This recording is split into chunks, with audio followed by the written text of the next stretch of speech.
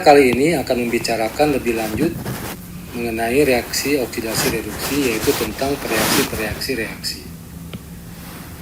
Beberapa reaksi oksidasi atau oksidator telah dikenal secara umum, seperti kalium permanganat dan asam bikromat, yang merupakan oksidator kuat.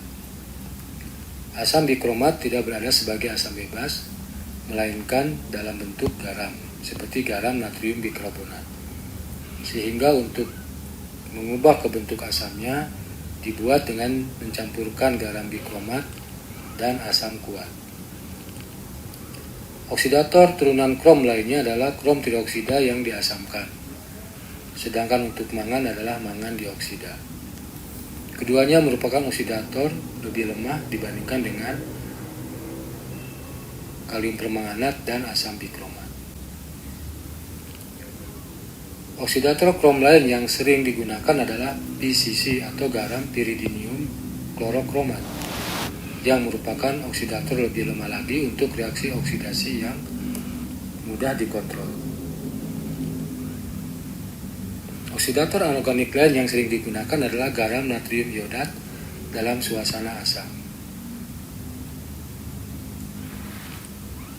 Oksidator lain pada reaksi organik adalah turunan peroksida, seperti hidrogen peroksida dan asam-asam peroksida, seperti asam perbenzoat. Ion-ion logam seperti ion besi 3 dan perak 1 juga merupakan oksidator pada reaksi organik. Gas hidrogen dengan katalis, misalnya palladium karbon, merupakan reaksi organik yang banyak digunakan, terutama dalam mereduksi ikatan rangkap 2. Reduksi logam seperti natrium atau litium atau nikel, seng, dan besi juga sering digunakan pada reaksi organik. Hidrazin dalam suasana basah merupakan reaksi organik pereduksi untuk keton menjadi metilen. Reaksi ini disebut sebagai reaksi Wolff-Kishner. Dari berbagai reaksi reduksi, natrium borohidrida atau NaBH4 dan litium aluminium hidrida atau AlH4 merupakan reaksi organik yang paling banyak digunakan. Kedua reaksi ini merupakan pentransfer hidrida dan paling sesuai untuk mereduksi senyawa-senyawa turunan karbonil. Berikut ini beberapa contoh reaksi oksidasi. Alkohol primer dioksidasi oleh krom trioksida dalam suasana asam menghasilkan aldehid yang diteruskan oksidasinya menjadi asam karboksilat. Sementara alkohol sekunder dioksidasi menjadi keton. Reaksi ini terhadap alkohol primer tidak bisa dikontrol hanya satu tahap oksidasi. Oksidasi alkohol primer yang hanya menghasilkan turunan aldehid adalah piridinium klorokromat atau PCC. Campuran CrO3 dan asam tidak mampu mengoksidasi senyawa keton. Oksidator asam peroksida, misalnya asam perbenzoat, dapat mengoksidasi alkena dengan menambahkan satu oksigen sehingga terbentuk turunan epoksida. Salah satu kelebihan dari reaksi perasam adalah kemampuannya menyisipkan oksigen di antara gugus keton dan karbon membentuk turunan ester. Reaksi ini disebut sebagai reaksi oksidasi Baeyer-Villiger. Sebagai contoh, sikloheksil metil keton dioksidasi oleh asam peroksida membentuk ester sikloheksil asetat. Mekanisme reaksi oksidasi Baeyer-Villiger dinyatakan pada slide. Tahap pertama adalah adisi nukleofilik menghasilkan senyawa antara tetrahedral. Ikatan dua oksigen bersebelahan adalah tidak stabil, sehingga senyawa antara tersebut melakukan penataan ulang untuk melepaskan ion karboksilat melalui perpindahan gugus alkil ke oksigen yang terdekat. Dalam hal ini, gugus alkil yang berpindah adalah sikloheksil, bukan gugus metil.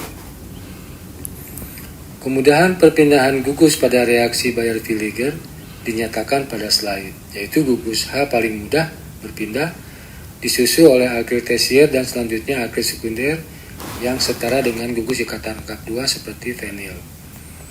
Gugus alkil yang berpindah adalah sikloheksil, bukan gugus metil.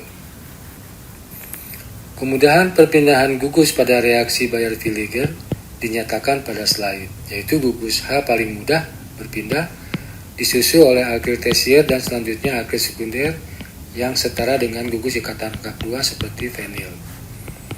Alkyl primer merupakan gugus yang paling sukar untuk berpindah pada reaksi Bayer-Villiger. Untuk reaksi reduksi dicontohkan oleh reaksi natrium borohidrida dan litium aluminium hidrida. Kekuatan atau selektivitas reduksi dapat diatur dengan mengubah suasana reaksi.